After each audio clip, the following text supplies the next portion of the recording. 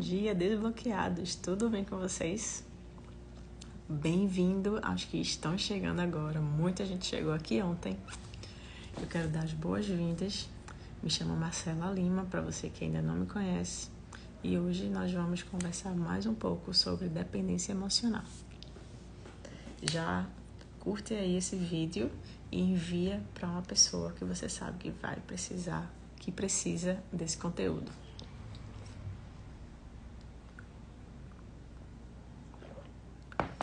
Hoje eu vou falar um pouquinho sobre as causas e os sintomas da dependência emocional. Deixa só o Instagram avisar mais um pouquinho aqui. Sejam bem-vindos, bem-vindas. Ontem muita gente chegou, muita gente nova aqui. Espero que vocês aproveitem o conteúdo. Além de falar e mostrar o que é a dependência emocional, eu incentivo muito a cada um se cuidar, se valorizar, desenvolver o seu amor próprio e se libertar, né? Esse é o objetivo, se libertar da dependência emocional. Mas afinal, o que causa essa dependência emocional? Como eu falei no domingo passado, a dependência emocional não é uma doença, mas pode te deixar doente, né?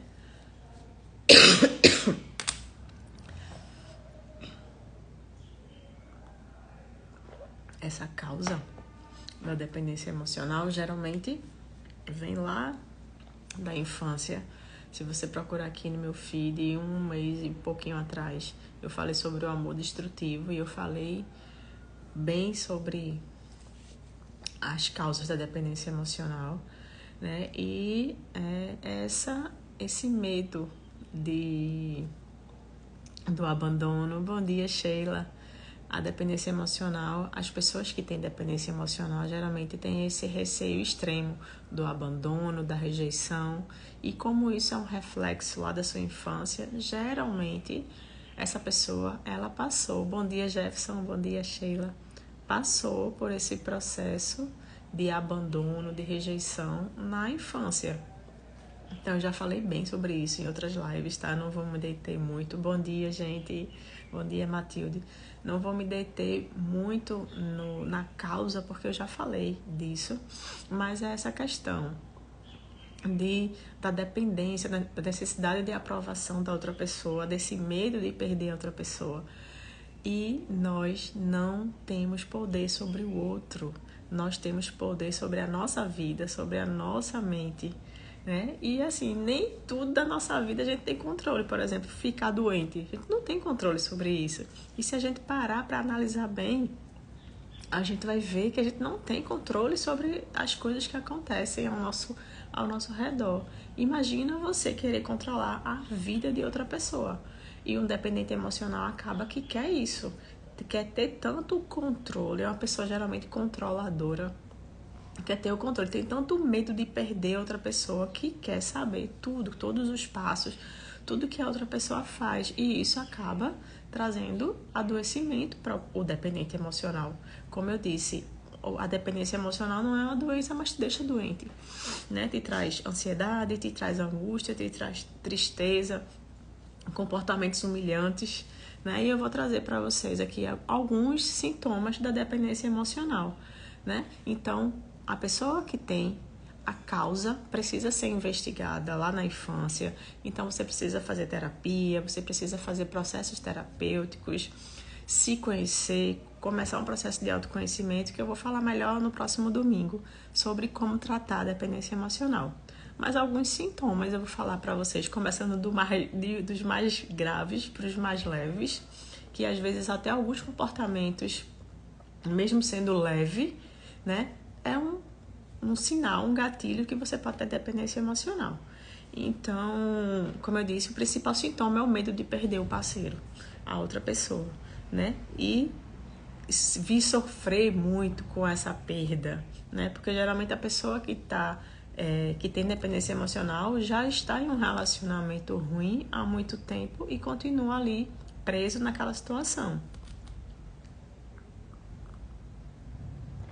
onde você não se sente feliz, onde sabe, muitas vezes a pessoa sabe, se não tivesse com aquele parceiro, aquela parceira, estaria melhor, mas mesmo assim continua naquele relacionamento, né? E em relações que já terminaram, né, algumas pessoas manifestam de uma maneira que dá não aceitação do fim, né, acompanhada desses sentimentos, como eu falei, mesmo sem ser o fim, ou no relacionamento ou com o fim do relacionamento, ansiedade, depressão, tristeza, comportamentos humilhantes em busca de reconciliação, comportamentos autodestrutivos. Isso é muito importante, que a pessoa fique atenta, de não se cuidar, de não ter vontade de fazer nada, de ficar dentro do quarto trancado, às vezes até vontade de tirar a própria vida, né, para poder chamar a atenção da outra pessoa, para que a pessoa vá dar atenção. Pode ser um reflexo de um comportamento, como eu disse, da infância, porque muitas vezes as crianças, presta atenção, pais que têm filhos separados, né, eu fico muito atenta a essa questão. Crianças que ficam repetidas vezes doentes, né, querendo chamar a atenção dos pais. E isso pode, na fase adulta, se repetir. Esse padrão pode se repetir. E a pessoa fica constantemente tendo comportamentos, até inventando doença para poder chamar a atenção da outra pessoa. Presta atenção. Né? Comportamentos assustadores de vigilância, de perseguição e até mesmo de agressão. A gente sabe disso. Né? Então, essas são manifestações bem intensas de uma pessoa que é dependente emocional. Esses sentimentos podem acompanhar a pessoa por muito tempo, tá, gente? Então, ela pode se manifestar de uma maneira menos problemática, né? Porque nesses casos que eu falei, existe muita perturbação, muita confusão, briga, enfim, esse tipo de coisa. E até levando a um dos parceiros tirando a vida do outro, tirando a própria vida. A gente sabe que isso acontece. Pode se manifestar de uma maneira menos problemática, como eu falei, né? Aquela questão do stalkear a outra pessoa no fim do relacionamento e sem fim de relacionamento. Eu falo isso porque eu fui uma pessoa dessa, né? E isso traz muita angústia, de estar olhando constantemente o celular da outra pessoa, de querer arrumar uma brechinha enquanto a pessoa está tomando banho, fazendo uma coisa, ir lá e olhar se tem algum vestígio, né, de algo que aconteceu. Quando a pessoa já terminou o relacionamento, de estar lá vendo se a pessoa está online, se fez alguma atualização no story, de estar vendo foto no Instagram, vendo status de WhatsApp, tudo isso. Ou então mandar uma mensagem pedindo para voltar, por exemplo, e ficar lá toda hora olhando se a pessoa já respondeu a mensagem. Então, a pessoa fica para de viver, essa é a palavra, para de viver, e vai viver independência, dependendo do que a outra pessoa faz. Essa é a realidade. E ainda criando fantasias na cabeça. Porque às vezes a pessoa terminou um relacionamento, ou então tá no relacionamento e a pessoa tá longe. Fica pensando, será que tá conversando com alguém? O que será que essa pessoa tá fazendo? Vou dar um exemplo meu, certo? Porque eu gosto muito de falar que eu já passei por isso. Hoje eu falo aqui porque eu já passei e eu já me libertei. Então é possível você que tá ouvindo ou que vai ouvir depois entender que você pode se libertar disso, que você não precisa ficar a sua vida inteira vivendo dessa maneira. Então eu dava plantão, eu ia passar 24 horas no hospital de plantão e eu ficava pensando, o que será que essa pessoa está fazendo enquanto eu estou aqui, né? Com que será que ela saiu? Será que ela está em casa? Será que ela está em casa mesmo? Está com outra pessoa? Ou quando eu fazia um curso de pós-graduação, eu passava o final de semana em outra cidade e aquele final de semana que eu não estava em casa, o que acontecia? Né? Então, eu vi uma frase da Isa, né, que todo mundo ouviu essa semana que passou aí, e ela disse, sem confiança não há relacionamento. E é exatamente isso. Eu vivia um relacionamento sem confiança. E mesmo sabendo disso, eu ainda continuava. Porque aquela procura daquele amor do pai que eu não tive na infância, o medo de depois não conseguir arrumar outro relacionamento, a questão de já ter uma filha e como vai ser a minha filha, eu não quero que me projetava muito na minha filha, como eu não quero que minha filha tenha pais separados como eu tive, como vai ser quando ela crescer, e será que vai se repetir na vida dela também? E não, cada um tem a sua história.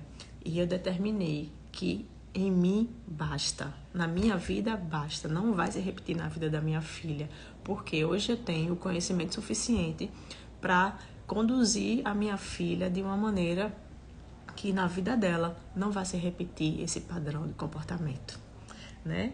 Então, realmente, como um viciado em droga, a pessoa não consegue se libertar daquilo, vai vivendo preso naquela situação, né? E em casos mais leves, eu fui do mais grave, né, como eu falei, ia para os mais leves, e em casos mais leves, que eu nem considero mais leve, né, aqui tá falando no material que eu separei, mesmo a pessoa estando no relacionamento, não confiar no outro, isso não é relacionamento, e até em casos mais leve aqui, por quê? Até em casos a pessoa estando num relacionamento bom, quando o parceiro se afasta um pouco por questão de trabalho, viagem, alguma coisa, a pessoa fica cheia de paranoia na cabeça, né? Pensando o que é que a pessoa está fazendo, mesmo a pessoa vivendo um bom relacionamento, né? Então, a pessoa acaba sendo aquela pessoa grudenta e chata que não deixa a outra pessoa viver e não tem vida, como eu já disse.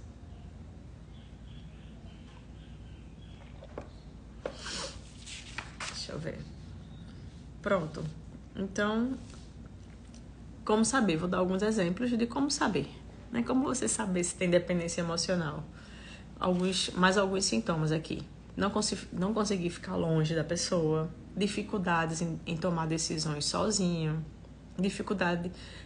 necessidade de aprovação do outro. Aqui Sheilinha colocou exatamente isso. Sua atitude vem também diante do comportamento de outro parceiro, pois se o seu parceiro não faz você se sentir amada e segura. Exatamente.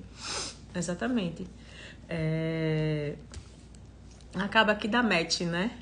Um que tem aquele comportamento e o outro o comportamento que casa com aquilo. Você é insegura e o outro não te dá segurança. Aí fica o match perfeito. E aí você fica tendo essas atitudes realmente de uma pessoa insegura. Bom dia, Anne. Bom dia, pastor. Yuri entrou aí também. Então, necessidade de aprovação do outro, deixar de lado os próprios planos e dar prioridade ao plano de outra pessoa. Falta de autoconhecimento, você não saber o que desencadeia essas suas reações. Preocupação e cuidado excessivo com a outra pessoa. Pensamentos negativos, baixa autoestima, ansiedade, como eu já disse, ausência de consciência dos próprios problemas, porque uma pessoa que tem esses tipos de sintomas e comportamento deve buscar ajuda. Submissão excessiva, ciúme excessivo, né?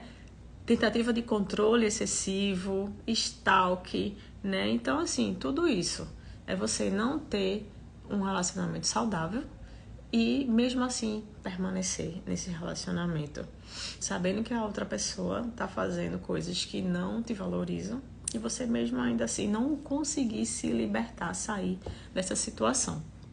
E esse apego excessivo a quem é a pessoa errada. Então, assim, esses são alguns sintomas. Não se limita a isso. Foram algumas coisas que eu lembrei, que eu fui falando, que eu já vivi também. E que, bom dia, Hugo, que eu já vivi e que eu consegui me libertar. Mas aí o que acontece? Que eu vou falar no próximo domingo. Você tem que começar um processo de autoconhecimento. Você tem que buscar ajuda. Falo, terapia é fundamental, mas você ter um mentor, No meu caso, eu tenho uma mentoria e eu vou lançar no começo de agosto um desafio de autocura. Você vai buscar a sua própria cura. Você é o responsável por sua cura. Então, vou lançar esse desafio. A gente vai passar 10 dias juntos, todos os dias, dando um passo em direção à sua liberdade emocional. Buscar um mentor, uma pessoa que já passou por isso, tem autoridade de te falar que é possível, sim, de você se libertar.